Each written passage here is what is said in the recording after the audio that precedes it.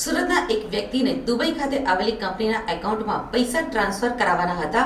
60 લાખ રૂપિયા અલગ અલગ એકાઉન્ટમાં ટ્રાન્સફર કરી ફરિયાદીના દુબઈની કંપનીમાં પૈસા ટ્રાન્સફર ન કરી છેતરપિંડીના ગુનામાં 1 વર્ષથી નાસ્તા ફરતા આરોપીને ચેન્નાઈથી સાયબર ક્રાઇમ દ્વારા ઝડપી પાડવામાં આવ્યો છે.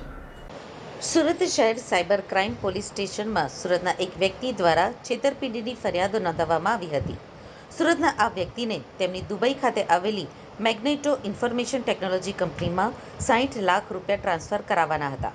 ત્યારે આરોપીઓએ અલગ અલગ એકાઉન્ટમાં 12,50,000, 10 લાખ, 17,50,000 એમ અલગ અલગ ટ્રાન્ઝેક્શનો મળીને કુલ 60 લાખ રૂપિયા ટ્રાન્સફર કરાવ્યા હતા. આરોપી ઇરફાન ગુલાબ બાશા અને ઇમ્તિયાઝ ગુલાબ બાશા દ્વારા આ પૈસા ફરિયાદી પાસેથી લીધા બાદ દુબઈ ખાતેની કંપનીના એકાઉન્ટમાં 60 લાખ રૂપિયા મોકલવામાં આવ્યા ન હતા.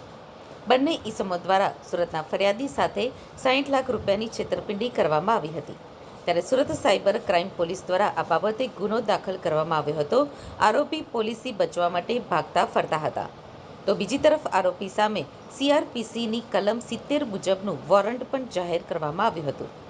ઇમ્તિયાઝ ગુલાબ બાશા દુબઈથી ચેન્નાઈ ખાતે પરત આવ્યો હોવાની માહિતી મળી હતી, જેથી સાયબર ક્રાઇમ દ્વારા ચેન્નાઈથી ઇમ્તિયાઝ ગુલાબ બાશાની ધરપકડ કરવામાં આવી છે. હાલ તેની વધુ પૂછપરછ હાથ ધરાઈ છે.